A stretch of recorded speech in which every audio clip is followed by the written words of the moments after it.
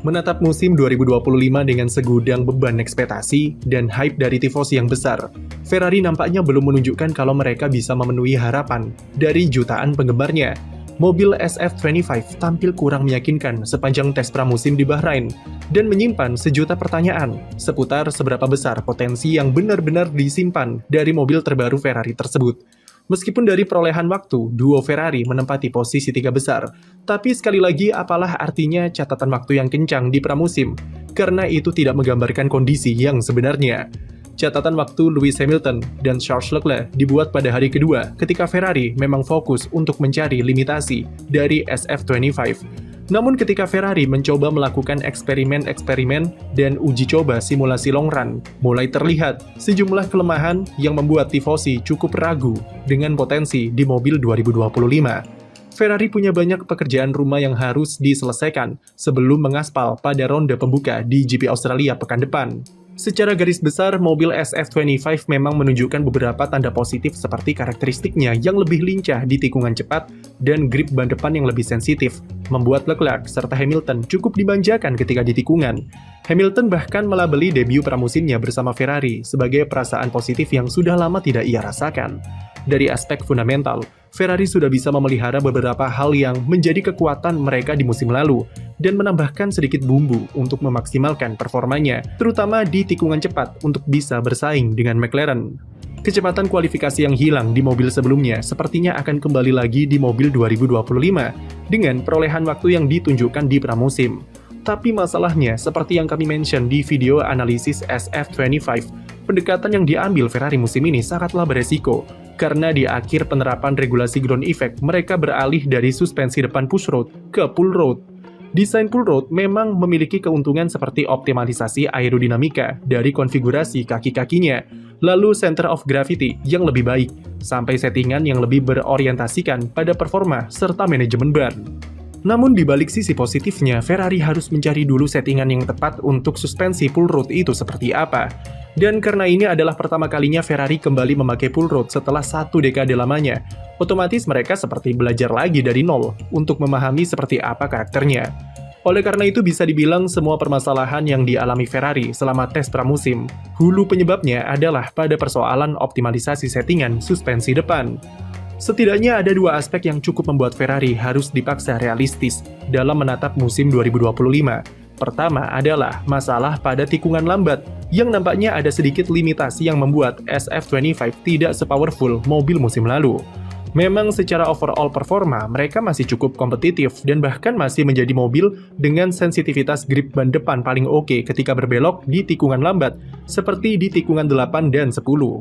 Namun sedikit limitasi yang menghambat kedua pembalapnya adalah adanya gangguan pada fase pengereman yang tidak sestabil mobil pendahulunya. Baik Leclerc ataupun Hamilton mengalami hal yang serupa, yaitu pengereman yang tidak begitu optimal dan memaksa keduanya untuk menginjak pedal rem lebih awal supaya bisa mengambil tikungan dengan lebih mulus. Meskipun SF25 memiliki grip ban depan yang kuat, tapi ketika fase pengeremannya terganggu, otomatis pendekatan saat masuk tikungan juga harus disesuaikan. Dan itulah yang terjadi pada Ferrari di pramusim kemarin. Bagi Hamilton, ia sepertinya tidak terlalu mempermasalahkan masalah pengereman tersebut, karena pendekatannya lebih memprioritaskan agresivitas setir ketika berbelok. Tapi beda cerita dengan Leclerc yang memiliki tendensi untuk mengerem secara agresif untuk mendapatkan momentum grip ban depan saat berbelok. Itulah penyebab kenapa pada hari ketiga tes pramusim, Leclerc lebih banyak menguji coba settingan rem dan suspensi yang berbeda-beda untuk mencari feeling pengereman yang pas.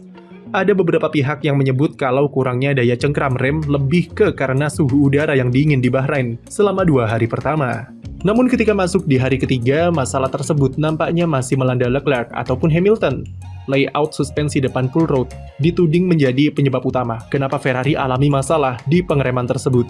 Konfigurasi suspensi baru diklaim memberikan sensasi yang berbeda, terutama saat beban berpindah ke area depan mobil, di mana kompresi yang dihasilkan lebih kuat daripada mobil dengan suspensi push rod.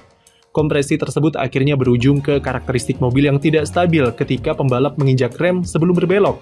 Salah satu solusi yang diberikan untuk mengatasinya adalah membuat komponen suspensi menjadi lebih keras untuk mengurangi daya kompresi dan membuatnya lebih stabil saat mengerem.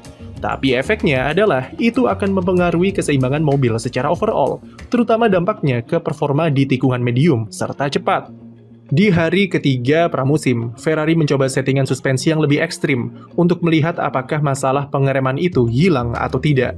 Hasilnya adalah mobil malah semakin berantakan di tikungan 11-13 dan mereka kehilangan nyaris setengah detik di sektor kedua Bahrain. Resiko inilah yang kami mention di video sebelumnya, di mana meskipun Ferrari berniat bermain aman dengan tidak bermain-main dengan desain anti-dive ekstrim seperti McLaren ataupun Red Bull, tapi mereka lebih memprioritaskan kompresi yang ternyata cukup berpengaruh ke pengereman dan kestabilan mobil. Namun resiko itulah yang harus diambil jika Ferrari ingin step up the game.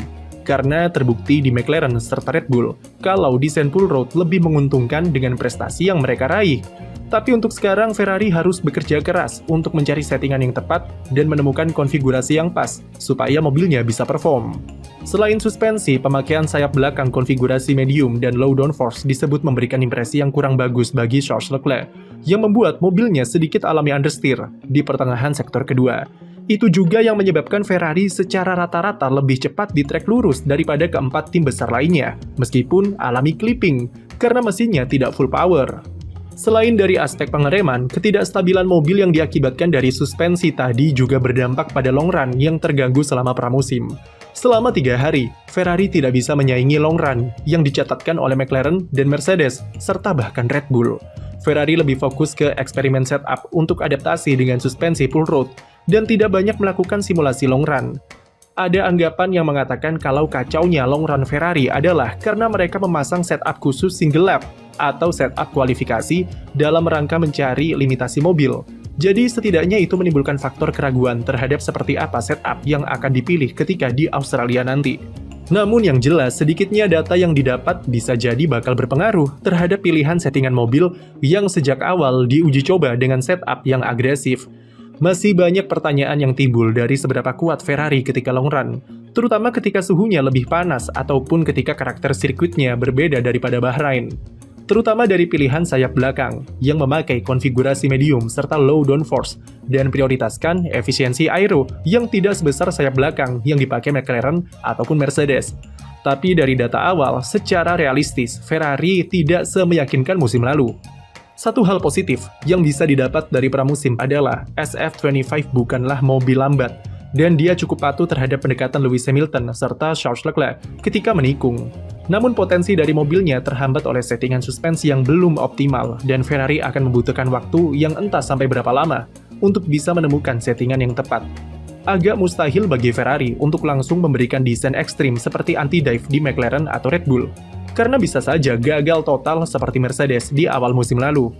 Jadi, pendekatan dengan mempelajari karakteristik suspensi full road secara perlahan adalah langkah yang tepat, karena sekali lagi targetnya adalah jangka panjang, dan pindah ke full road adalah awal dari pengembangan mobil 2026. Sulit untuk menilai apakah performa di pramusim akan menggambarkan seberapa kompetitif Ferrari di Australia nanti. Bisa jadi mereka bisa lebih kompetitif karena karakter sirkuit Albert Park yang banyak tikungan medium dan cepat, serta tidak memerlukan pengereman sekuat di Bahrain. Atau bisa jadi bakal sama saja, karena Ferrari tidak merencanakan upgrade apapun pada 2 balapan pertama, dan spesifikasi mobilnya 90% sama seperti di pramusim. Yang jelas seandainya tampil buruk di awal musim, maka itu bukanlah akhir segalanya bagi Ferrari, karena permainan masih sangat terbuka sampai GP Abu Dhabi nanti. Untuk sekarang, mereka memang tertinggal dari McLaren dan terkejar oleh Mercedes serta Red Bull. Tapi tidak ada jaminan kalau peta persaingan seperti ini akan bertahan sampai akhir musim. Tahun lalu tidak ada yang menyangka kalau Ferrari bisa bangkit di paruh kedua setelah kesalahan di development mobil dan memaksa McLaren bertarung sampai balapan pamungkas. Jadi semua peluang masih terbuka dan tidak ada salahnya bagi tifosi untuk menaruh sisa-sisa harapan kepada skuad Maranello ini. Sekian video dari kami, jangan lupa beri like dan subscribe untuk konten F1 lainnya.